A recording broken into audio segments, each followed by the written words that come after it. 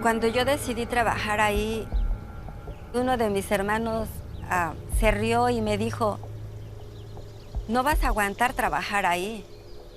Tu vida, toda tu vida en la que has trabajado es con tu lapicito. Porque, bueno, en México yo trabajé 33 años como profesora. Y mi hermana me dijo, hasta te vas a enfermar, o sea, te va a dar fiebre, porque el trabajo es muy pesado, muy pesado. Pero yo me arriesgué. Reina Alvarez is one of 500,000 meatpacking workers in the United States. As the coronavirus swept the country, meatpacking plants like prisons and nursing homes emerged as deadly hotspots. Reina, her husband, and her sister worked at this poultry plant in Delaware. All of them got sick with COVID-19. No, me sentía mal. Una desesperación muy grande. How do you think that you got it? En la planta porque una semana antes murió un compañero, también un mecánico. Y todos dijimos, oye, ¿qué le pasó? Se murió, pero no sabíamos de qué. Sin embargo, en la planta ya decían, no, pues que ahora vamos a limpiar, aquí vamos a limpiar allá. Se tienen que lavar las manos cada vez que entran y salen, ponerse desinfectante. Que ellos empezaron a preocuparse, pero no nos decían. No nos decían en realidad qué era lo que estaba pasando. The companies have done a very good job about making it so that we don't know the full extent of what's going on in the plant. On this episode of Fault Lines, we go inside America's poultry plants to see why so many workers have gotten sick and what companies could have done to reduce the spread. COVID-19 has only exposed and highlighted the lack of agency that these workers have often in terms of negotiating a safe workplace. Me llevó hasta el cubículo donde estaba, o la cama de mi esposo, el cuarto. Y como ya le habían quitado el tubo, su boquita se quedó abierta. Y yo agarré su boquita, se la cerré. Y seguía rezando, pero poco a poco él se fue poniendo frío, muy frío. On May 7th, Reina's husband Aaron passed away from COVID-19. He was 67 years old. Y estoy muy agradecida también con él por todo lo que hizo por mí. Hizo muchas cosas. Y no nada más por mí, por mucha gente. Él apoyó a mucha gente. Muy buena persona.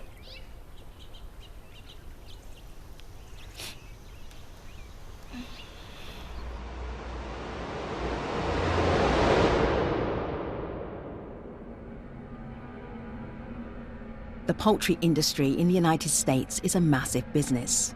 In 2019, America produced more than 9 billion chickens, which sold for almost $100 billion. In the spring of 2020, rural areas across the US became supplies hotspots for COVID-19. Even though they were not densely populated, they had one thing in common. They were home to large meatpacking plants. Our food system is industrialized, is a series of factories. If you could conjure a perfect incubator for a virus like COVID-19, a meatpacking plant is a great example. The way that the lines are designed and that the rate of the orders coming in, people are literally like this, shoulder to shoulder, elbow to elbow. How can you implement social distancing in a poultry plant like that? Poultry plants are often very cold to keep the meat from spoiling, possibly allowing the virus to survive longer. This is a highly contagious disease, and so it's very easy for the virus to spread. Plus, the fact that you have a ventilation system in those plants that is supposed to keep the air circulating, the fact that now we're discovering that the virus can be spread through droplets that may be in the air, the ventilation systems in these plants probably exacerbated the situation. In the early months of the pandemic, some companies, including Tyson Foods, gave bonuses to workers based on attendance, raising concerns that sick employees were enticed to work. And it wasn't if you report and you're not sick. It wasn't, oh, if you get sick and you take time off, that's okay. It's if you report every day. The companies are using every tool in their toolbox to make it so that they don't interrupt their processing aspects, but they do keep the workers exposed. According to the Food and Environment Reporting Network, more than 40,000 meatpacking plant workers have been infected with COVID-19, and nearly 200 have died.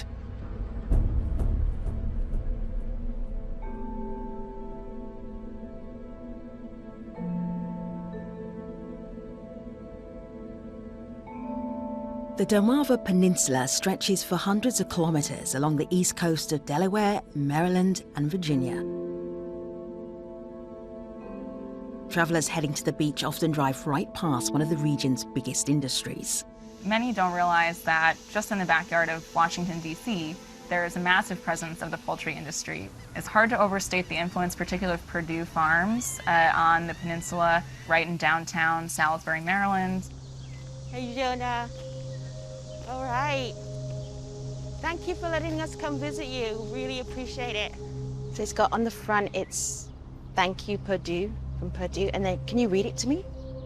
It said, thank you for your hard work yesterday and every day.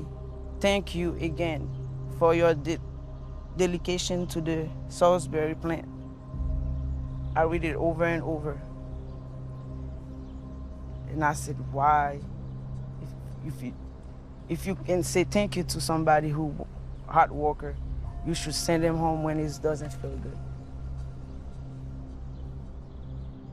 Miska Jean-Baptiste was working at the Salisbury plant in early April when he told his wife Giona that he had a fever. Giona says Purdue Farms checked his temperature, knew he had a fever, and allowed him to keep working for several days. And the fourth day, and I said, you're not going. And when I say you're not going, because the way I feel like he's not the same no more. I said, I'm going to call the doctor again. He said, no, call the ambulance. So day by day, they call me, he doesn't get better, he doesn't get better. 2 in the morning, they call me, said he's getting worse. So they have to put him in, put a tube by his neck so he can go to his lung. And that's it. And I can't see him no more. Miska was 44 when he died, leaving behind 3 teenage children. Giona says most of the workers at the plant and their family members are afraid to speak out about COVID-19. Even my people, they don't want to lose their job. Because they think if they tell you or if they be on the TV and talk about it, they're going to lose their job. How they going to pay their bills? But me, I had to talk about it because I knew I lose somebody's is all, it was everything for me.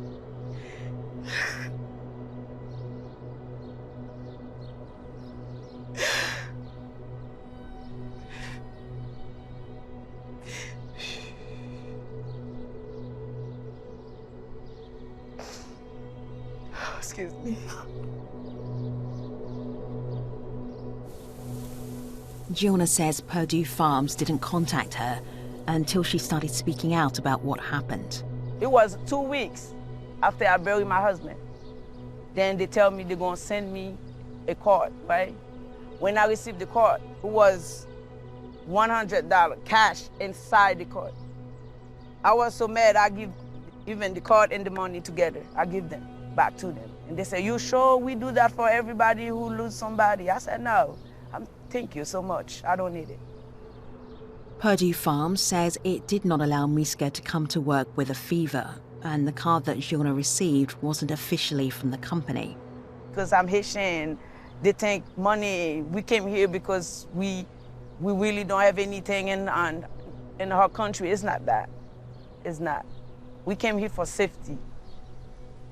Jonah may have come to the United States looking for safety, but when Miska began working at the poultry plant, he was stepping into a dangerous industry. I think the average consumer thinks about a small farm, moving a product or an animal to a small processing facility that then brings it to the grocery store, and that's what they buy. The reality is that these are factories. Meatpacking workers have among the highest rates of workplace injury and illness in the country, according to the US Bureau of Labor Statistics. The federal government has oversight, but during the pandemic, it has issued guidance that is merely optional for plants to follow. Starting on the production floor, these workers are working on a line that moves incredibly fast. It's very dirty. You're dealing with animal parts. You're dealing with animal blood. People get stabbed by their neighbor, by themselves. They've lost fingers, hand, arms. So it's not uncommon to hear that workers are wearing adult diapers as they're working and defecating on themselves and urinating on themselves because they would be punished if they requested to take a restroom break.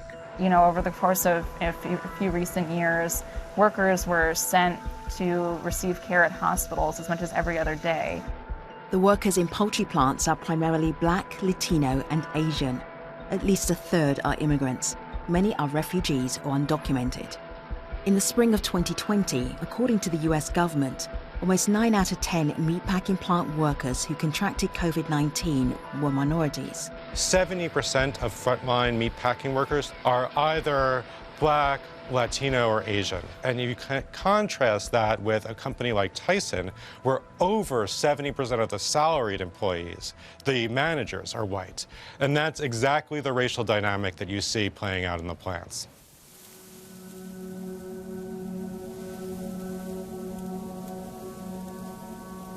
If you're not a strong-minded person, the chicken plant is not for you. It's very intense and it's very cutthroat. And the management there, they care more about the pieces of meat going in the tray than they care about their team members. And that became very evident this year, very evident. Keisha Bailey has spent 6 years working in the poultry business.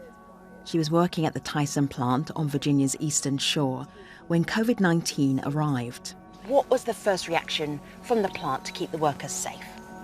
The first reaction was, shh, hush, hush. There was one case that was reported within management, and they swept it under the rug. And it took for team members to start speaking amongst ourselves because they really didn't want anybody to know what was going on. How ready was the poultry industry to take on that challenge of keeping their workers safe, keeping them COVID-free, and keeping the poultry coming to the plates of American citizens? Not very prepared, I would say. On the whole, many workers reported in March and April and May that they were telling the companies, telling the managers in these facilities that they needed better access to PPE, they needed better sick time off, they needed to be able to care for relatives and children, and those needs were not met. We spoke with one current and one former worker from the Tyson plant where Keisha worked. They asked us to conceal their identity because they're afraid of retaliation. Bueno, cuando empezó lo del COVID, no se les proveyó mascarilla, no se les tomaba la temperatura. Pienso que el problema que había era que no había suficientes pruebas para hacerse o tardaba tiempo para hacerse. ¿Qué era el virus? ¿Cómo se transmitía? ¿Cómo te podías proteger? Nunca hubo esa plática hacia los trabajadores. In late May, Tyson released the results of testing at their plant on Virginia's Eastern Shore. 20% of the workers tested positive for COVID-19. Incluso hasta la fecha todavía se siente miedo que nos dan mascarilla todos los días. El problema a veces es que las personas no usan la mascarilla correctamente. Yo sé que es difícil trabajar 8 horas diarias con una mascarilla, porque a veces se te va la respiración, necesitas un poco de aire. Pero yo incluso he visto personas a veces que usan la mascarilla debajo de su nariz y pienso que es lo más correcto. Keisha didn't think it was safe to return to work in April. She was afraid of infecting her mother, who has a weak immune system. She had a disagreement with Tyson over taking leave and said she was terminated. She thinks they were unhappy that she was speaking out about COVID-19. Had they taken this seriously when the first case was reported, they wouldn't have had so much heat brought on them. They didn't care about the safety of the workers and the health of the workers. They were caring more about getting their orders out. In late April, following the shutdown of several plants due to workers getting sick, Tyson Foods took out a bold advertisement in major newspapers. The ad said that COVID-19 could break the food supply chain and that closing plants would cause millions of pounds of meat to disappear from grocery stores. The company defended its safety practices and called on the federal government to help. We're going to sign an executive order today, I believe, and that'll solve any liability problems where they had certain liability problems, and we'll be in very good shape. We're working with Tyson, which is one of the big companies in that world. Just days after that ad appeared, President Trump used the Defense Production Act to keep meatpacking plants open as essential businesses. It gave these companies cover to keep the plants open, even though their workers were still getting sick. I think that the meat industry understood that the fear of going to the grocery store and not seeing the products that we want was so powerful that there was an opportunity here to solicit federal assistance based on that concern. The more pressing concern at the time, more dire certainly, was, workers already dying from COVID-19, and that was backgrounded to some extent. A talking point also emerged among Republican officials, placing the blame on immigrant workers for spreading the virus, as opposed to the working conditions inside the plants. And we believe that 99% of what's going on today wasn't happening inside the facility. It was more at home, where these employees were going home and spreading some of the virus. Creo que es injusto. No es porque son inmigrantes, no es porque son latinos. Eso no tiene nada que ver. Es porque estos trabajos donde la gente sale infectada, ellos lo están haciendo porque nadie más lo va a hacer. So as our team members enter the facility, you'll see just one of the many hand sanitizer stations. 2 months after the pandemic began, Tyson Foods released this promotional video to show how the company is protecting workers. Before the start of every shift, team members' temperatures are taken with this walk-through temperature scanner. Companies have resisted calls, including recommendations by the CDC, to slow down their line speed and space workers further apart. In other areas, there are workstation dividers where team members are working closely together. Basic math, if there's fewer workers on the line has to move more slowly. Fewer chickens are going to be processed. It's an instance where the workers' needs, and certainly what we've all been told about the best public health response, physical distancing, is directly at odds with the profit margin of these companies. Fault Lines has obtained footage from inside Tyson plants in Arkansas that contradicts the company's messaging on social distancing. Filmed in July of 2020, the videos show workers in close proximity to one another at various parts of the plant. They're crowding in the hallways. These are not large buildings with, massive walkways. These are narrow hallways. And we know from COVID that 6 feet of distance is essential to protecting against the spread. These are people being treated as cogs in a machine, expendable rather than actually being cared for. An additional problem at poultry plants are bottlenecks at the front gate. We watched workers coming and going in clusters at several Mount Air Farms plants in Delaware in July of 2020. We wanted to hear what the company was telling new recruits about social distancing and the risks of COVID-19. So we entered their recruitment center. Hey, I saw a recruitment sign outside. Who would I talk to if I wanted an application form? I have packing, meatpacking. I have grading, making sure the quality is good. So, like you said, you thought meatpacking would be good for me. How close would I be packing next to somebody else? Depends on the line. Some lines might be a few feet, 3 feet, but I cannot tell you that's going to be 6 feet, 10 feet throughout the plant. If it's 3 feet, is that still safe? It's safe because you can have a face mask on, you're going to have a bumper hat with a face shield on it. So even if you speak, and a lot of this things not going to get to directly to your face. As long as you don't get contact with people. Yeah, you cannot be hugging people and all that. There's a lot of, and then in between the lines also, as much as possible, because certain lines just don't allow for that, they put glass shield in between of people and all that. The recruiter downplayed the number of COVID-19 cases they've had at the plant. When I say a lot, it was like still a few compared to that many employees we have working here. So what's a lot? What's a lot? Maybe 10, 15. 10, 15? Yeah, okay. but we have like hundreds of employees. According to the union that represents workers here, the company told them in late March the plant had 41 cases of COVID-19. So what I would say to you would be take a few weeks. Okay. Think about it, because we always have needs. Is meatpacking dangerous? No, it's not. Nothing bad's gonna happen to me. No, it's just fast-paced, and you just have to stay consistent. Just come out of the recruitment office for one of the big poultry processing plants in this area, and they say how safe it is, and also how safe it is right now, even during the global pandemic. And we know that's not the case. In a statement, Mount Air Farms said it follows all CDC guidelines, and recent inspections from health officials resulted in excellent remarks for their safety protocols. The company would not comment on the number of COVID-19 cases at its plants. Your call has been forwarded to an automated voice messaging system. Please leave us a message. Thank you. Thank you for calling Purdue Farms. Fort Line's requested interviews with all of the major poultry companies, as well as their trade associations. Your call is being forwarded to a MyTel voicemail system. Nobody was willing to speak with us on camera for our story.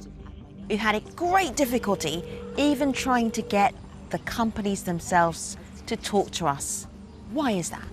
They really don't want consumers to know who is working behind the scenes, making the sacrifices to make sure that we have chicken on our table.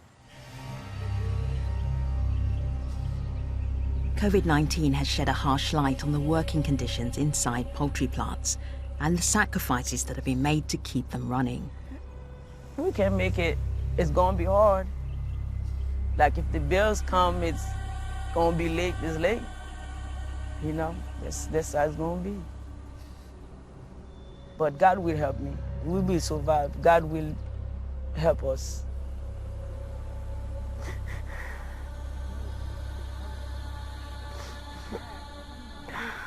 He never called me my name, even one time. It's Mommy. I miss him so much. So much.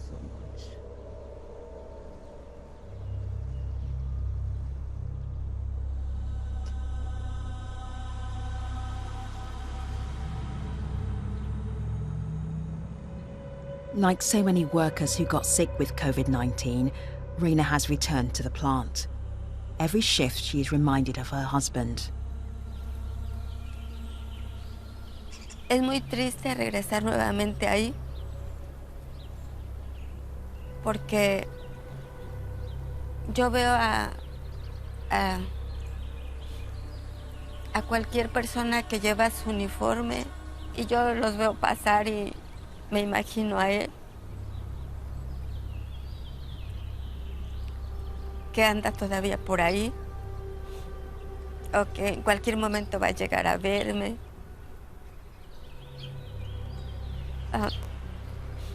Como que hay como esa esperanza, o no sé. Yo sé que es imposible, ¿verdad? She has to keep working to pay the bills that have been piling up at home. Lo que no he pagado son los biles del hospital que me están llegando. Yo no sé si los tengo que pagar o decirles que él ya no está. Llegó uno de 168,000. Dije, madre mía, ¿y de dónde voy a agarrar yo tanto dinero para pagarlo? No sé qué voy a hacer.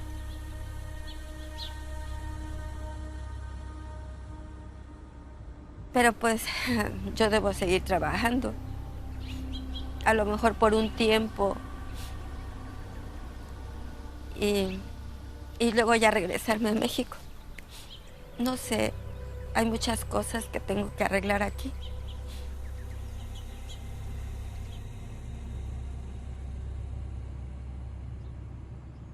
Tengo que pensar todavía.